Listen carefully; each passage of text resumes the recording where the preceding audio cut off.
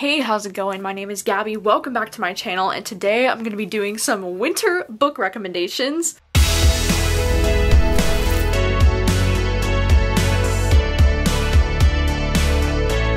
And I know you're probably thinking winter is close to being over, and like you're probably right, but I've also read some really great winter books within these last like 2 months or so that I wanted to read before doing this video so that I could recommend them to you. And so in this video I have a list of all of the different books that I think would be perfect to read during the winter. I mean, during any time really, but especially the winter.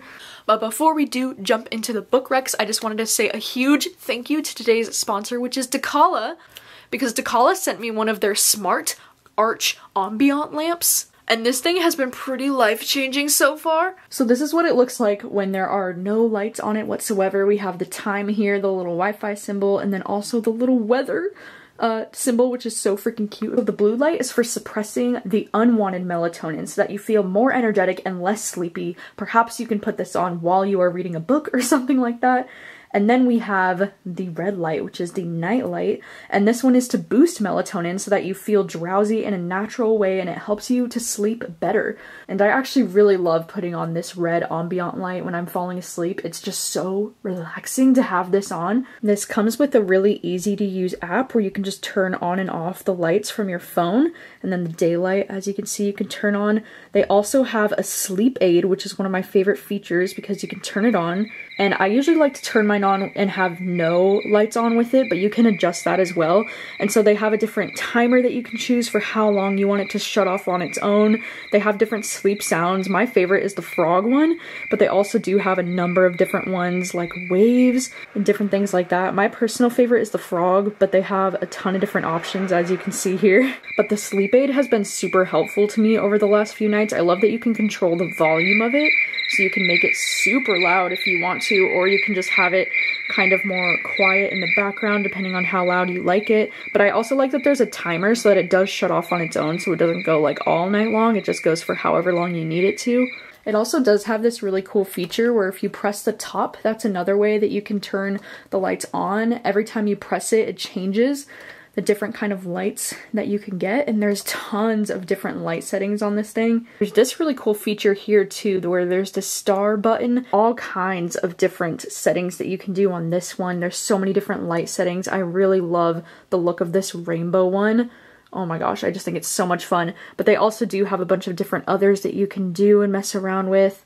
This thing also has a phone charger put in, so if you just put your phone right there, it will automatically charge it overnight for you, which is super convenient. If you do have Alexa in your house, you can connect the lamp to it as well and use voice control to have the lamp do all sorts of things. It also has a control sharing feature, and all of their products come with this feature, so you can buy one of these for your boyfriend, your girlfriend, your family members, and then you can send them a light to let them know that you miss them. They also do have a variety of different affordable models on the website to check out. So yeah, I would list all the different features on the screen now if you would like to take a screenshot of this for future reference to know all the different things that this product can do. So yeah, make sure to use the link down below and use my code gabbyreads to get 20% off your order.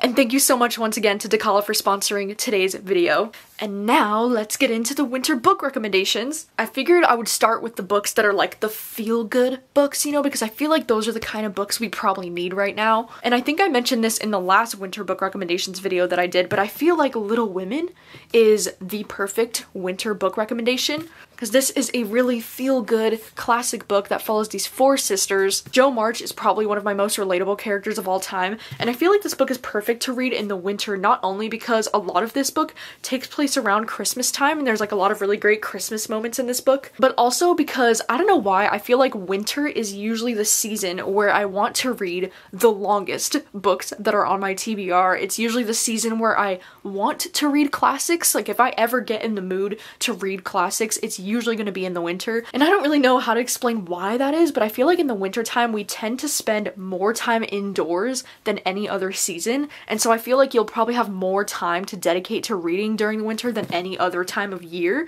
And so I feel like that's a really great time to knock out some longer books that are on your TBR, and this one, it just is so fitting for the winter time. It's just so beautiful. Also recommend The Invisible Life of Addie LaRue by V.E. Schwab. This is one of my all-time favorite books, and this one is definitely kind of a lengthy one too, and it's a slow burning story, and I just feel like this is the perfect winter read because it's really gonna make you feel grateful for all that you have in your life.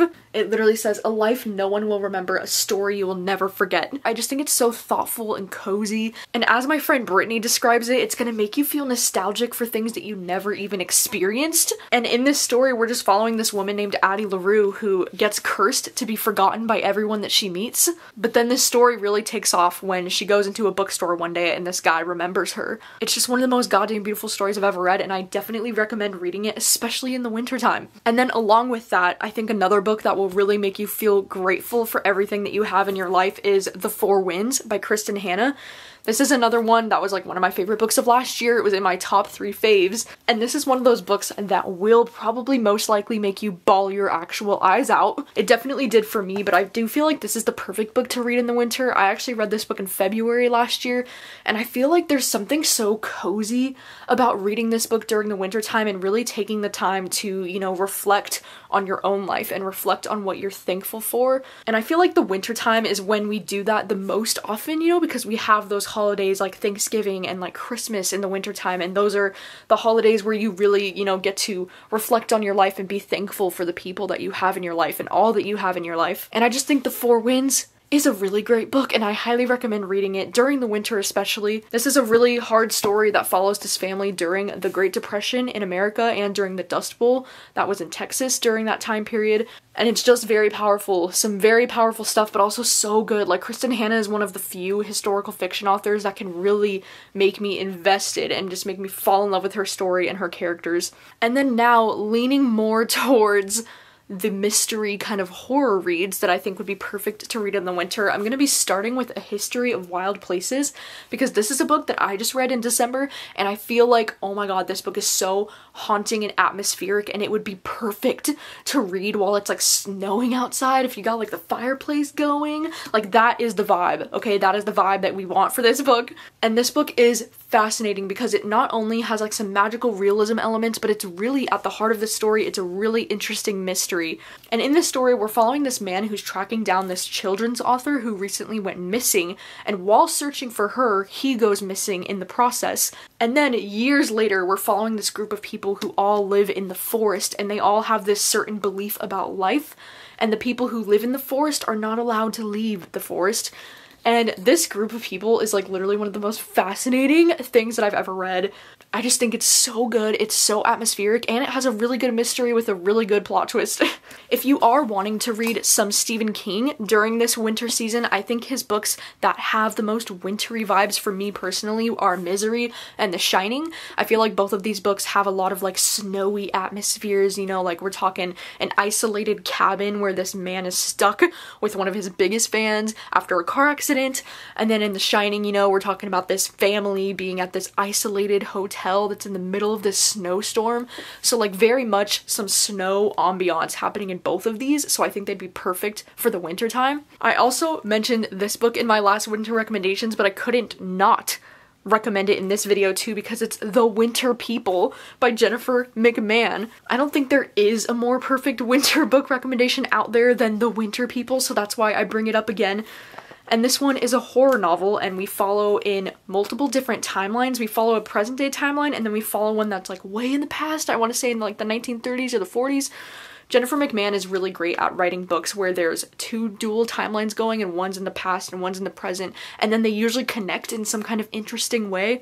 And in this book, all you need to know is that it has major Pet Sematary vibes, and that we're following this town where people tend to go missing and they don't know why and they don't know what's going on. And it's absolutely fascinating. Like, this one made it into my top 5 favorite books of last year. I love it so much. I also felt like I still had to mention No Exit by Taylor Adams. I mentioned this one last year too, but if you're looking for a thriller that has some really great snowy ambiance, highly recommend this one. This is such a fast-paced story, and we're following this girl who's in Colorado. There's a freaking blizzard. She gets stuck at this rest stop with a couple of other people when she notices that there's a child in a crate in the back of a van, and she knows that she's stuck at this rest stop with a child abductor, and now she just has to figure out which one of these people own this van. And also, from what I've heard, this is being adapted into either a TV series or a movie, and it's going to be streaming on Hulu very soon. From what I've heard, I think it's coming out in February, if I remember correctly, so whoa, that's exciting. Another horror book that I read very recently that I have to mention to you is The Shuttering by Anaya Alborn. Oh my god! This book was so freaking good. This one's like a monster horror novel where we're following this group of friends who is going up to their cabin to do some snowboarding and just like, you know, being out in the snow. And then there's this monster that's literally going around killing people, like gory, gruesome style killing people. And this book was just so intense. It was so fast-paced.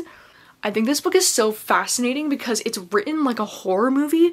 Because like the opening scene of the movie, we're following a character that we don't know who they are. And then we get to see this really creepy scene of like the monster creeping up on them. And then them getting brutally killed by this monster. And then the next scene will cut to the group of friends that we're following, and then it kind of does this where it will just like cut to random characters and we can see these monsters and see like the descriptions of what the monsters look like, and it's just so freaking creepy and so intense. And then when things finally start happening with our group of friends, main characters that we're following, like holy shit, this book is so freaking intense and it was just so good. One of my favorite like monster snowy kind of horror books that I've ever read. And then I also wanted to recommend Moon of the Crusted Snow. This one is another, it's like a horror, but it's like a slow burning horror. It's more just kind of like post-apocalyptic, uncomfortable vibes kind of book. And this one, we're following this group of people who live on this reservation when they get cut off from the rest of the world. Like they lose power and they're not sure if it's just their community or if it's the rest of the world or if something's going down. And this book is a really slow burn kind of story of these people starting to realize like they might be facing an apocalypse that's a lot bigger than just their community.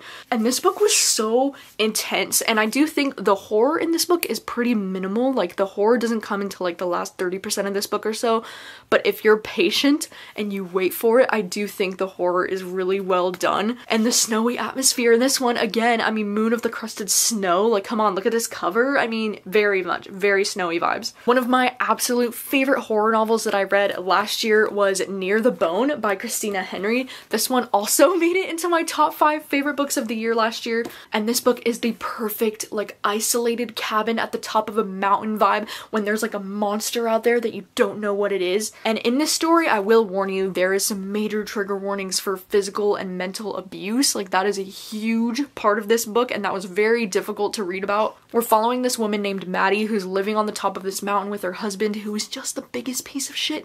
He's the most disgusting piece of shit because he just physically abuses her and mentally abuses her this entire story. And they're stuck at the top of this mountain together, and they think that there's this monster out there. They can hear it, but they can't see it, and they don't know what it is, and it's scary. This entire book just takes place on this isolated mountain, and it's just so terrifying. I think this book has major Bird Box vibes, so if you were a fan of that, definitely check this one out. And this cover, like this cover is the most beautiful winter kind of cover. Like I'm just obsessed. I love this, the shades of blue. Oh, stunning. Another wintry horror book that I read last year that made it into my favorites of last year is Stolen Tongues by Felix Blackwell.